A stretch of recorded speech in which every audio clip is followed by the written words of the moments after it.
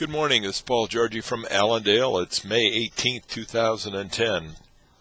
Well, it's turnaround Tuesday also, and it looks like that's where we're going to start out this morning. We've got everything called better here today in the grains, 3 to 5, 6 better in the corn, 5 to 8 better in the soybeans, 3 to 5 higher in wheat. A lot of this strength and turnaround from yesterday's weakness is coming off of the dollar and the euro being stronger here this morning. In Europe, the euro leaders are meeting today, trying to deal with the $975 billion bailout package that they voted on. So that's still going to take front and middle focus here of all the markets and the economic condition of the world. And that this morning we've got the dollar down just slightly, only 15 cents. It was down more than that here earlier. Crude oil has been shopping around somewhere between up $1.50 to $2 plus, so getting some short covering there. The gold market retracing also this morning, down about $13 as we speak. But in the grain market, the USDA released the crop conditions report yesterday, put the corn crop in 67% good to excellent category, which actually was a surprise to trade. Even though it's a very good number, the trade was expecting somewhere between 68 and 72% good to excellent. The planted progress, we added about 6% more to the corn plantings at 87% planted this week versus 61% last year and 78% average. So once you get over that 90% corn, a lot of the trade expects, well, we're done planting corn. So we're getting close to that point. Weather conditions look like they will dry out here for the next several days and give us an opportunity to get some more crops put in the ground. The corn also, the USDA said we had 55% emerge. That's above the average of 39%.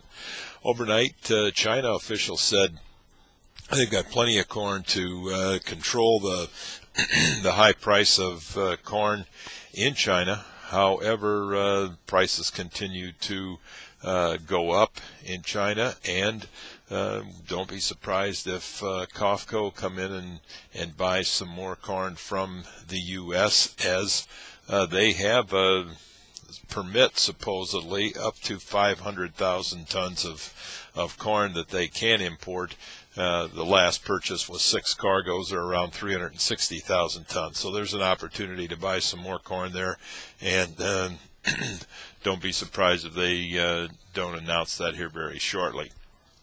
The technical support in corn comes in at 355.5 here today. Excuse me, with 351.5 key support, and then resistance at 360, and again at 364.5 in the July contract. In the soybeans, they've been taking the back burner here since all of the news is focusing on corn, and China is the big story there. But soybeans planted 38% versus 23% last year, and 35% on average. The technical support in soybeans around 337.5, and then again at 937.5, and then again at 930. Resistance up at 955. If you look at a soybean chart, it's in a triangle formation. If you draw it off the highs and off the lows, trend line support comes around that 930 area here today. If we would break that to the downside, it could activate a tremendous amount of stops and have a more severe break. However, if we take out the high side of this thing, which is around the 960 area, we could have a further move up. So something to watch from the technician standpoint. Potential breakout either side of this huge triangle that's formed on the July soybean chart. Wheat market planting progress 49 or 79% for spring wheat versus 49% a year ago and 80% average. The wheat market continues to make new lows. It hit a 5-week low yesterday. support at 466 and then at 460, with resistance at 475, and then again at 481, with major resistance up at the $5 area. Over to livestock, cattle traded yesterday at 97 and 98 in the south, and moderate trade considered. Cutout values were kind of quiet. Choice up 3 cents, with select down 12 cents. The movement of cattle is probably going to be about that same price again here today at the 97, 98. Packers are slaughtering in the black, which will keep them very interested in buying cattle, although we're concerned about the product. The product seems like it's topped out here, and we could see some weakness here as a seasonal effect as we move toward Memorial Day and get past that time frame. Usually the demand for these primal cuts do slow down. The hog market had a huge sell-off yesterday, a lot of fun selling. We broke the uptrend and therefore hit tremendous amounts of stops, and just a snowball effect here on the downside.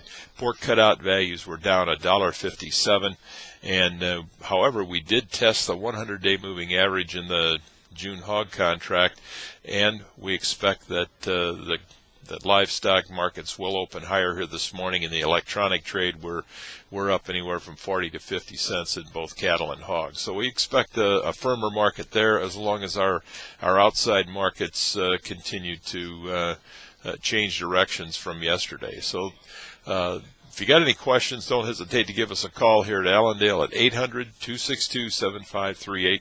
We'll be happy to answer any questions you might have. We wish you a successful trading day, and we'll talk to you tomorrow morning.